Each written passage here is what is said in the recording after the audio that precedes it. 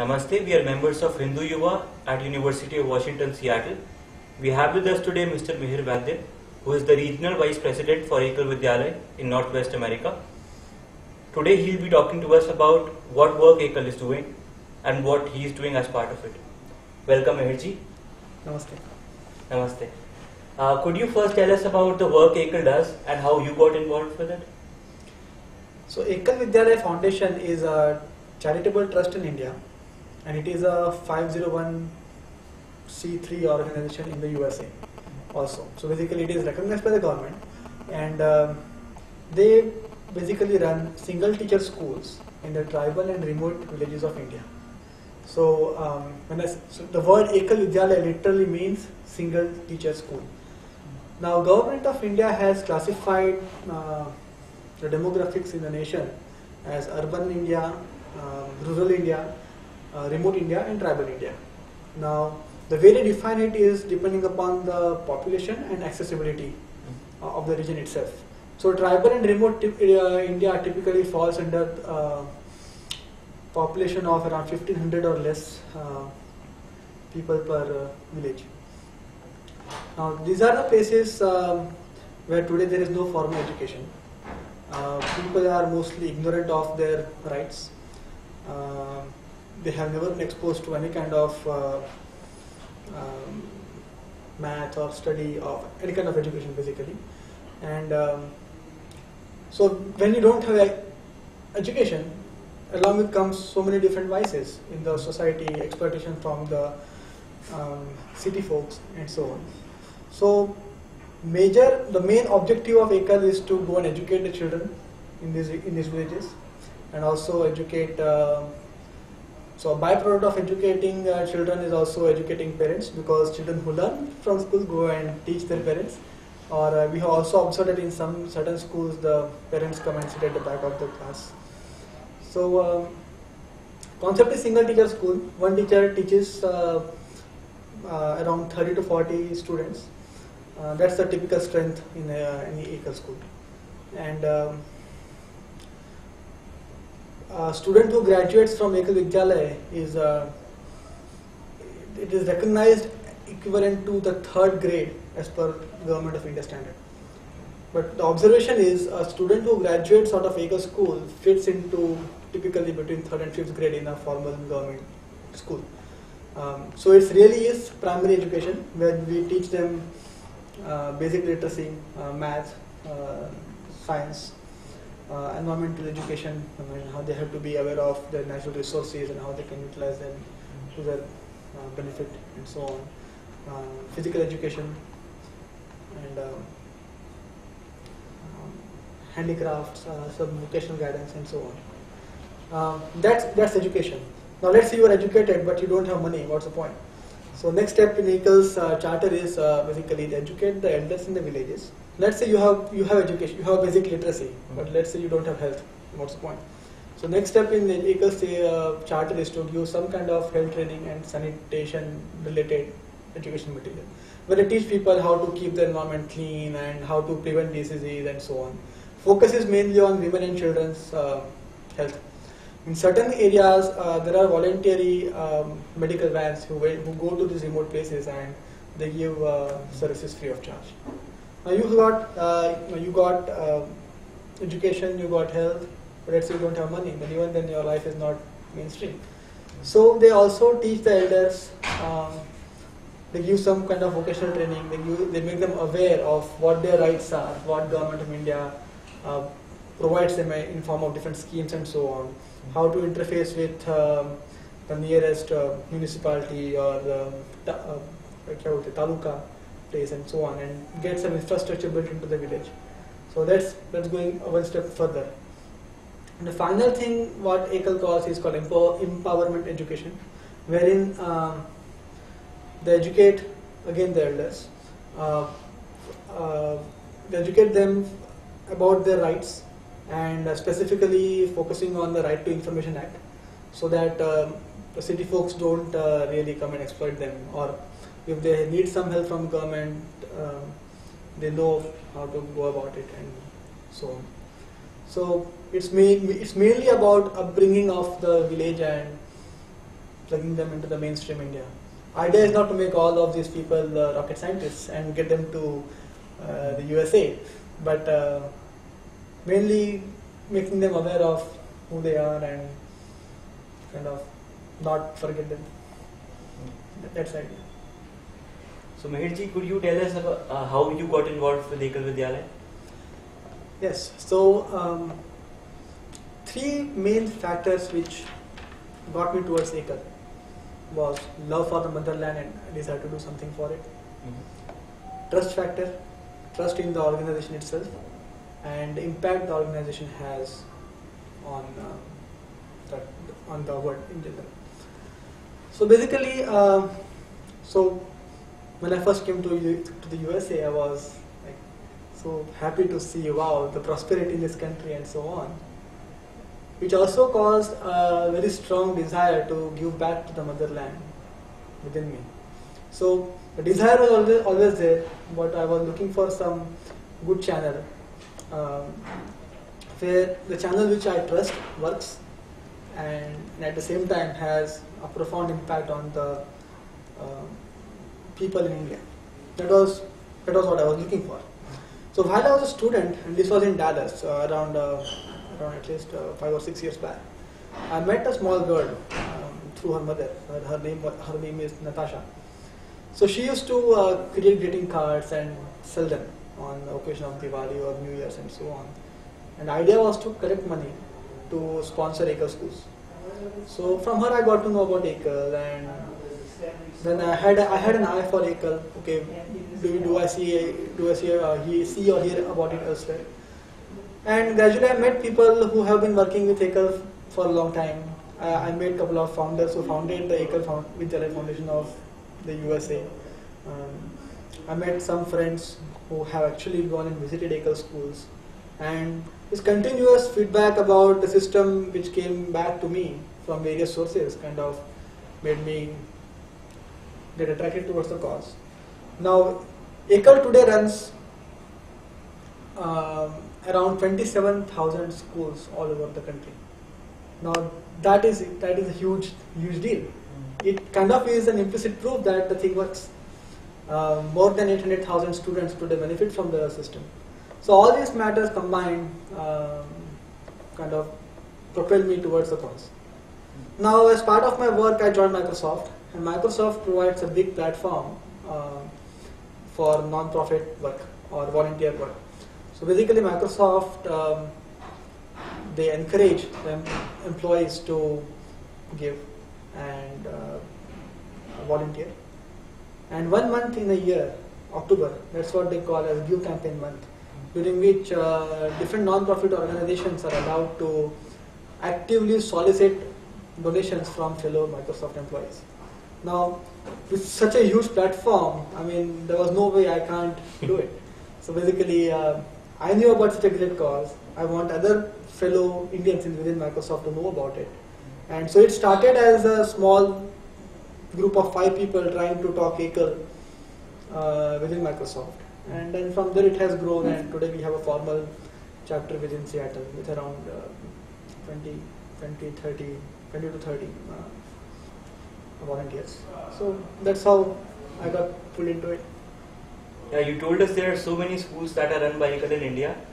Could you tell us how much one school costs to Ekal, and are there any government aids that you get for this cause? Right, it's a very good question. So Ekal runs on a very low budget of around $365 a year. So it was around, when in India it used to take around 16,000 Indian rupees to run one school. And when they did the math, it translated to around $365 a year. And it also became a very good punchline, like $1 a day. So you save $1 every day for an Ekal school, and that kind of educates 30 students every day. So that's the budget that it runs on, $365 a year, $1 per day. No, we don't have any government grants. The education itself is recognized by the government, but government needs its money to run its own schools. So we don't have government grants. Ekal solely runs on individual donations and contributions.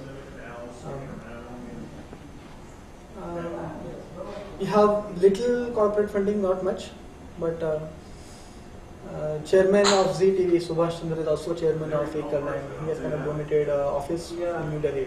That's the only formal office we have in India. And recently they opened an office in the USA. But apart from that, there is no operational cost. So, already.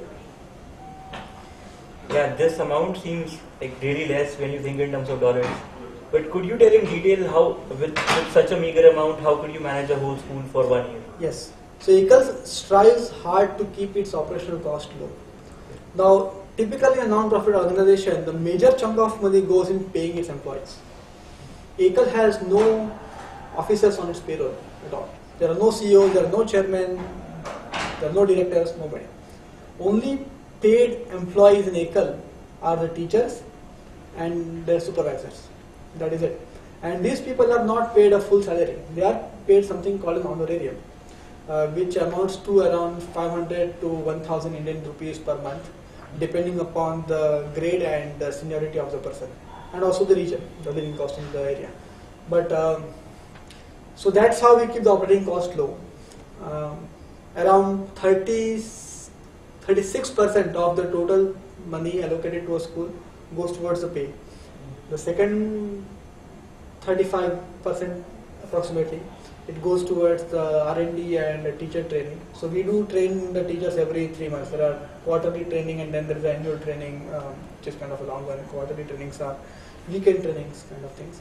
But yeah, so 35% goes into training and R&D material, and the rest of it goes into supplies and travel and so on and so forth.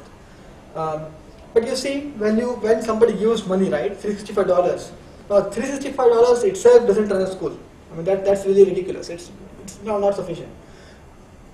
As a donor, when you donate money, a donor is really just contributing to 1/3 of the effort which goes into the school. Ekal solely runs on its volunteer base, and the amount of it has more than 40,000 volunteers all over the world. So if you divide the effort into 3 equal parts, then 1/3 is the monetary help. Next 1/3 is the amount of time which people have spent. There are people who have given up their lives to just work for a cause. So second 1/3, the contribution is really the time. Before a school is just waiting for funds to get started, a lot of around 1 or 2 years of background work has gone into the school. For instance, you can't just go to a tribal village and start running a school. It doesn't work that way. I mean, you need to go and have some relationship established with the village. You need to go and identify local youth who can train, who can teach. Basically, you can't have an outsider go and teach in the village. The acceptance within the village will be very less. So, Ekal identifies a local youth inside the village, trains that person to teach other villagers.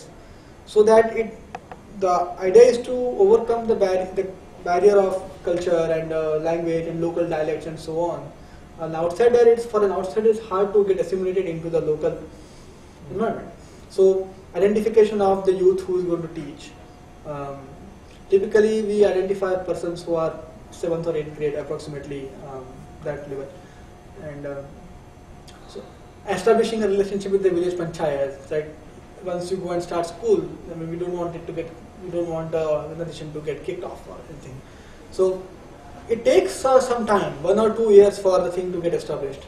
And by that time, the school is just waiting for money. Okay, as soon as we have money, the school gets run, the school gets started. So the 1/3 part is really the time which is put in. The last 1/3 is actually the resources and the help and the manpower obtained from the village itself. For instance, most schools when they start don't even have a formal building or anything. They work under a tree or in somebody's house or in somebody's backyard and so on.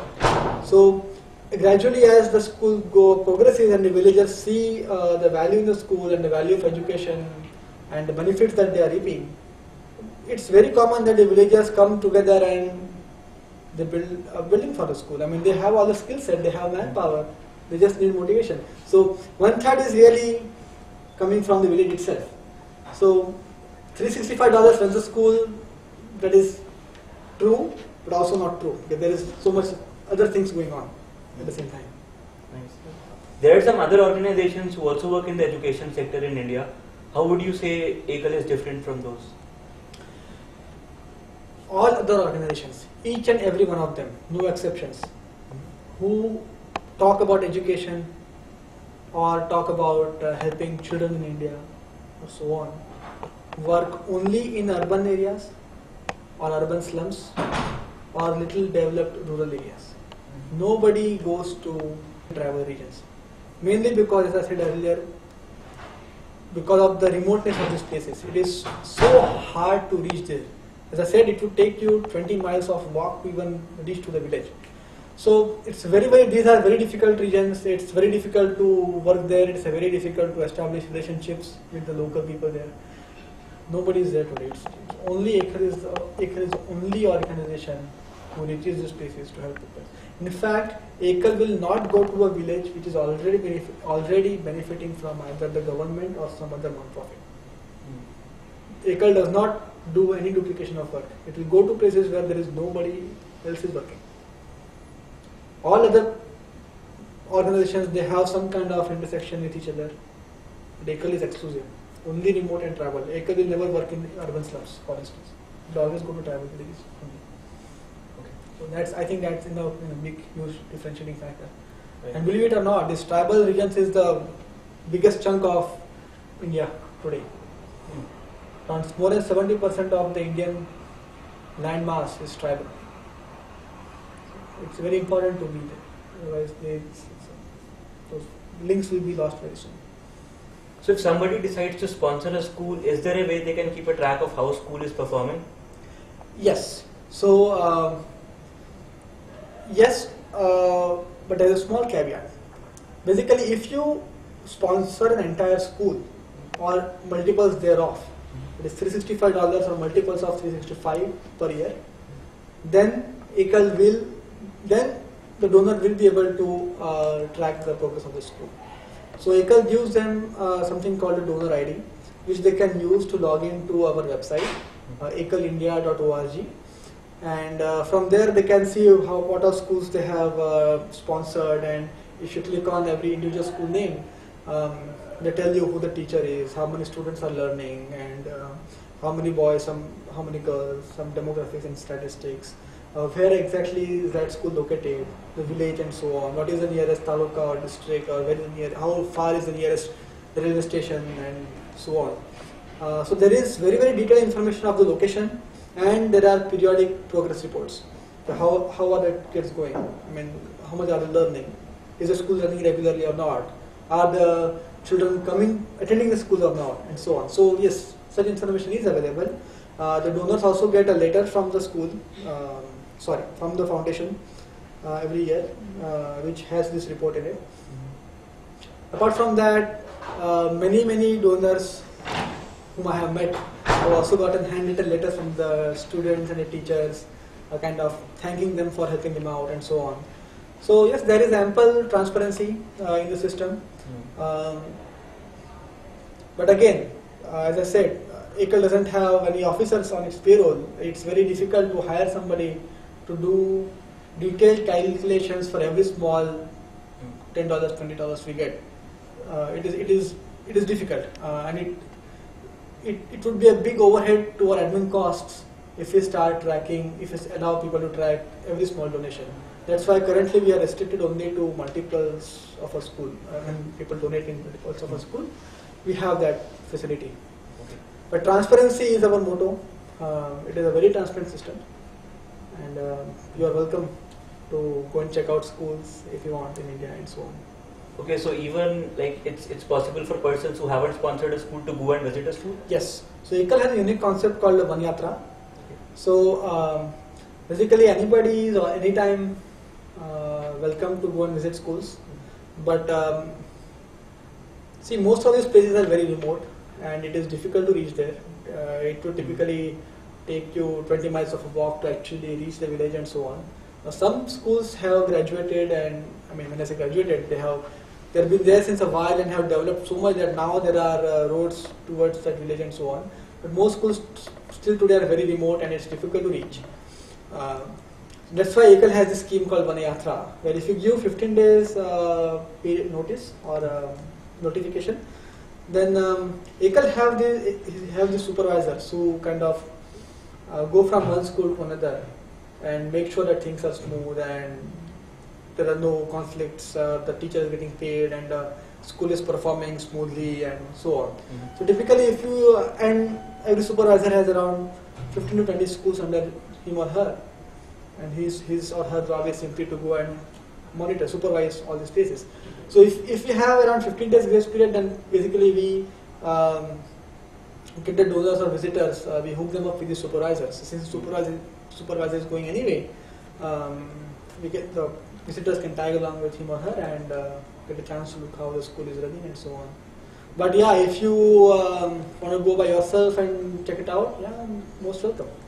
I mean, the website has all the information of where the school is, it has all the postal address. As I said earlier, it will tell you where the nearest railway station or the airport is and so on. So from there on, so you can figure it out. It's good. Yeah. So there must be many fundraising events happening around US. Can you tell us about some recent events happening in Seattle area? So the Seattle chapter of Ekal Vidyalaya Foundation of USA was formally founded in 2008 or July of 2008. So after that we had one big event. It was Dandiya and Diwali festival, and we got a local rock band called Yatra perform, and it was a very hit event. We raised around $10,000 in that evening. Prior to that, we had a couple of other events. One was called Ekal Vidyalaya, which was a recipe contest. So the target was people with families and women folk. Before that, even before our chapter was founded or anything, when we were a small team, we had something called Ekal Pals, which was an art contest for children. So the idea was children over here get connected virtually with children in India whom we are helping out. So yes, 3 events so far. Right now the team is gearing towards marathon, which is going to happen in summer of 2009. Ekal Marathon and Ekal Walk, a 5 kilometer and 10 kilometer walks and 26-mile marathon. That's what the team is working towards. We will be starting our trainings and so on very soon. So if you guys are interested, join in. Yeah, sure. Yeah. So could you tell us about how young professionals and these students could also contribute to this Ekal cause? Yes. So multiple ways. Most important and most effective way is to evangelize. If you are passionate about this cause, if you are passionate about the concept, talk to others. Talking helps a lot. We have observed talking is the only instrument which helps in this. It's more of a viral networking like thing, where spreading awareness of the cause is most effective when you communicate, basically. So yes, we need people who can evangelize. That's the job which students can do big time.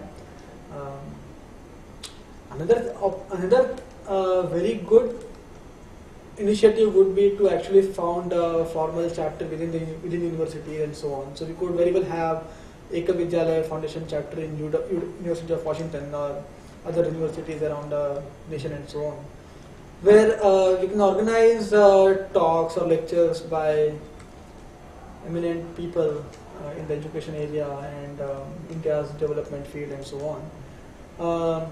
Mainly to spread awareness, let people know there is something called tribal in India, there is something called remote India. For most people, it's very hard to even relate. People who come from cities, even rural, or a little bit more developed rural areas, it's very difficult to even relate to these remote places or the culture and so on. So spreading awareness is key. Second thing is, okay, if you already have a chapter in your area, go and join them. We are, for instance, in Seattle we have this chapter which is more focused towards professionals or people who are already working out of school. We don't have presence in universities. So one of our ambitions is to actually start a chapter in university area. So if we have enough students in this area who are passionate about the cause, we can start doing some events locally here. In the university setting, the amount of money you raise is not so important as the amount of awareness you spread. So the objectives change. But Another option is to go and join the Seattle chapter. And we are always looking for passionate people who are willing to spend their time to help us out. Most common activities that we do are these fundraising events, and the skill set that typically we look for, or the volunteers develop on as part of their volunteering, is basically event planning and management, or marketing and communications, communication designs. Okay, so we want to send this message across. What would be the most effective way to actually convey this message, or what is your target audience, or with this event what kind of demographic are you targeting, or okay, if you say this statement in such a way, is it more effective, or if you flip these towards around, will it be more effective, and so on. So a lot of planning, a lot of learning happens in this whole process. We currently are developing certain models around which we can gauge our so basically we can gauge how well we are doing. So basically we are trying to get a model done where we decide upon, okay, decide upon our targets, and then we decide upon how to reach those targets and define some quantifiable metric to actually measure our success and so on. So that's going a little bit too much detail, but certain things that one wouldn't learn in normal life or normal job, we kind of get to learn here. So on a personal level also there's a lot of growth which happens. So you do consider joining the local chapter, that will be a big help. So evangelizing, starting a new chapter, or joining a local chapter and helping them out. The three. Yeah, it seems students have a big role to play. Yes, they do. Yes. Yeah. So that brings us to the end of this interview, and thanks Mihir ji for taking out time to tell our viewers about Ekal Vidyalaya. You guys are most welcome. Yeah. Thank you. Thank you very much.